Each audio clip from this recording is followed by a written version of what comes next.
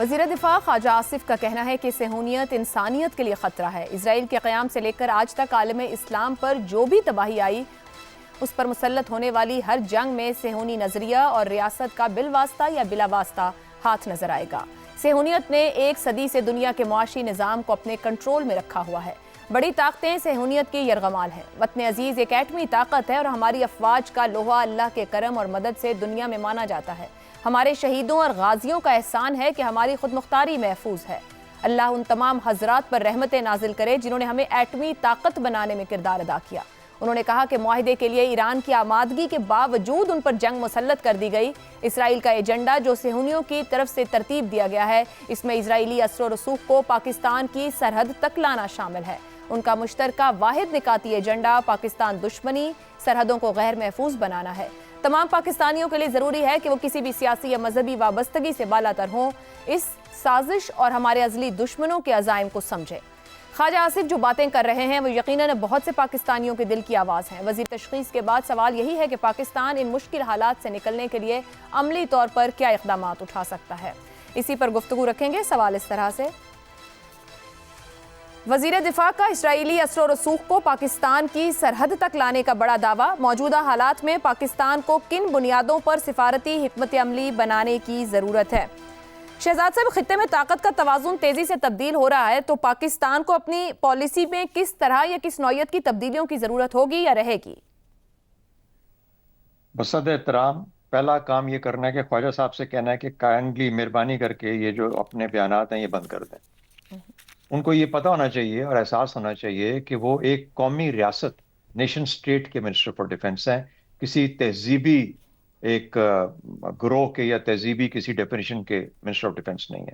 تو سب سے پہلے تو قومی ریاست کے طور پہ سوچنا شروع کریں اور قومی ریاست کے 21ویں صدی میں کیا عوامل ہوتے ہیں اس کو سمجھنے کی کوشش کریں۔ دوسرا، انہیں یہ پتہ ہونا چاہیے کہ ہمارا معاشرتی ڈھانچہ بہت ساری فالٹ لائنز کے اوپر بنا ہوا ہے، اس کے اندر پھنسی ہوئی ہیں، چھپی ہوئی ہیں فالٹ لائنز۔ ان فالٹ لائنز کو کسی بھی طریقے سے، کسی نعرے سے اجاگر کرنا اور سامنے لے کے آنا کسی طریقے سے بھی کوئی اچھا عمل نہیں ہے، پاکستان کے لیے مشکلات کا باعث بنے گا۔ تیسری بات، آپ نے کہا کہ ہماری فارن پالیسی کیا ہونی چاہیے؟ ہماری فارن پالیسی ہونی چاہیے کہ ہمارے بارڈرز کے اندر پہلی بات بارڈرز سیکیور ہونے چاہیے، اس کے بعد اندر یگانگت، یکجہتی اور استحکام، یہ تین چیزوں کو ان مشکل وقتوں میں ہم نے انشور کرانا ہے۔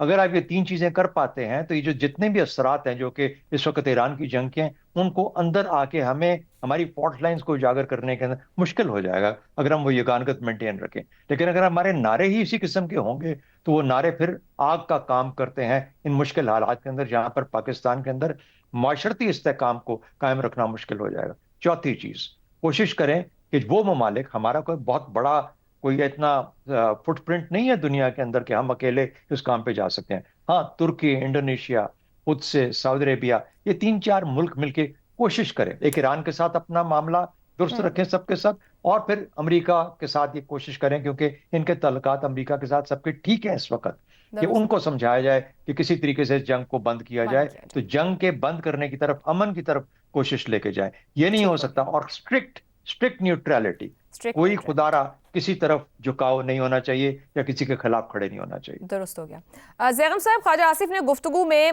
یہ بھی کہا کہ جن لوگوں نے ایٹمی طور پر کردار ادا کیا ہے ان کی تعریف کی، کسی حد تک صحیح بات کر رہے ہیں، کیونکہ اگر ہم ایران، عراق، افغانستان، لیبیا، شام، یمن دیکھیں تو ہمیں نظر آتا ہے کہ ان کا انجام کیا ہوا سمیت وینزویلا کے، مگر نارتھ کوریا کو ادھر کا رخ نہیں کیا گیا۔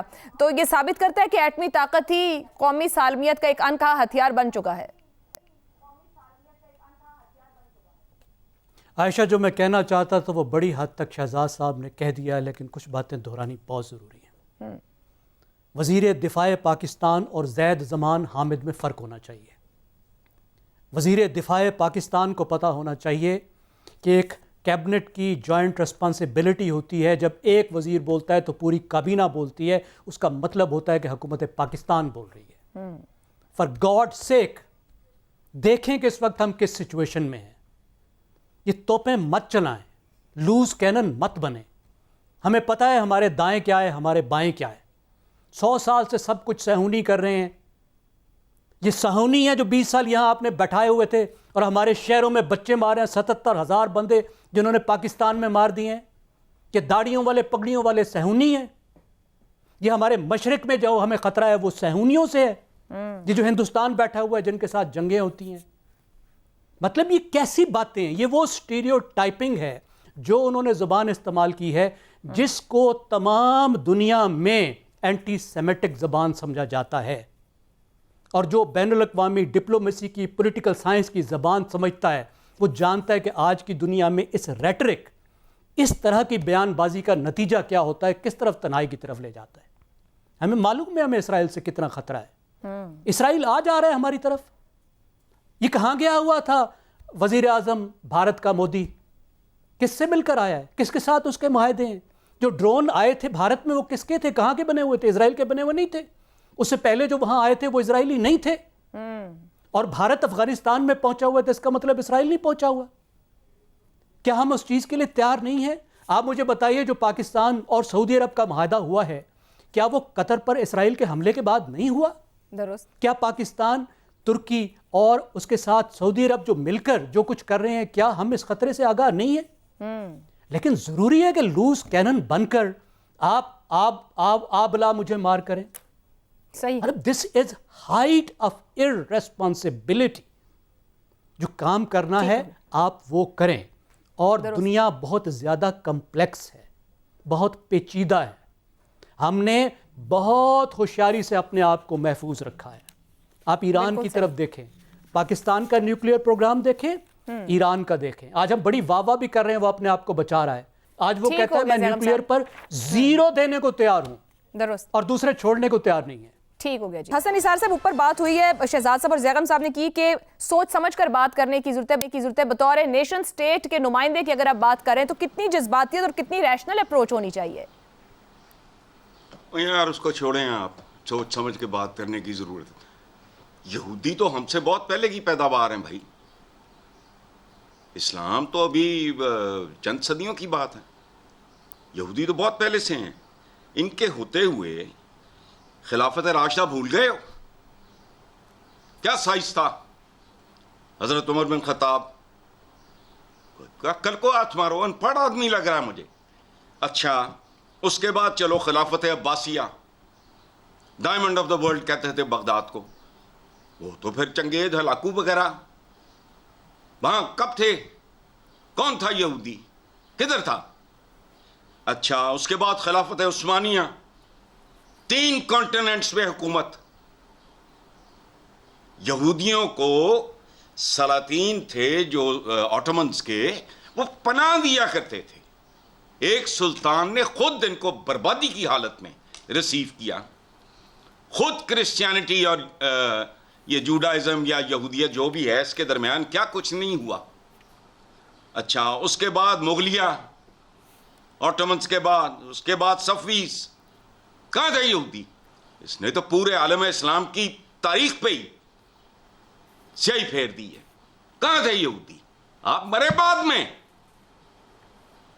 جب پہلی بار ٹرکی میں پرنٹنگ پریس بند ہوا اور میڈیکل کالج بند ہوا. You was seized there. صحیح. اس سے پہلے یہودی ٹھیک بگوڑے. مدینہ پہ قبضہ تھا، خیبر پہ.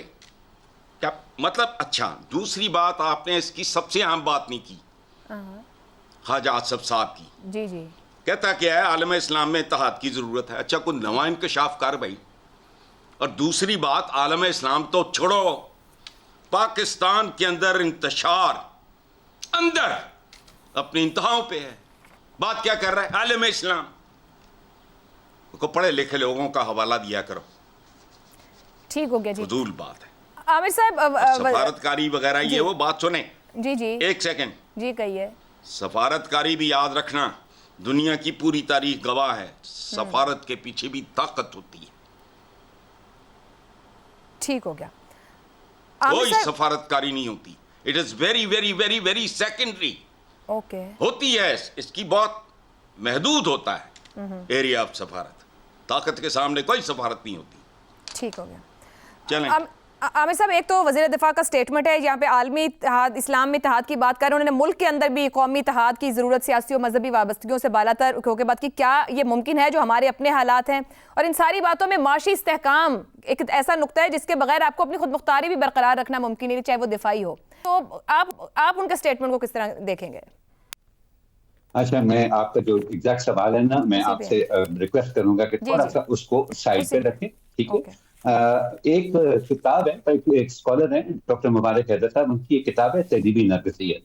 اس میں وہ دنیا بھر کے مسلمانوں کا عمومی طور پر اور پاکستان کے مسلمانوں کا خصوصی طور پر انہوں نے ایک نفسیاتی بیماری کی تشخیص کی ہے جس کو انہوں نے تہذیبی نرگسیت کا نام دیا ہے. اور اس بیماری کا شکار ہونے والے لوگوں کی ایک خصوصیت یہ ہوتی ہے کہ وہ اپنے اوپر آنے والی اپنی غلطیوں کی وجہ سے اپنے اوپر آنے والی تمام تر مشکلات کا ذمہ دار کسی اور کو ٹھہراتے ہیں.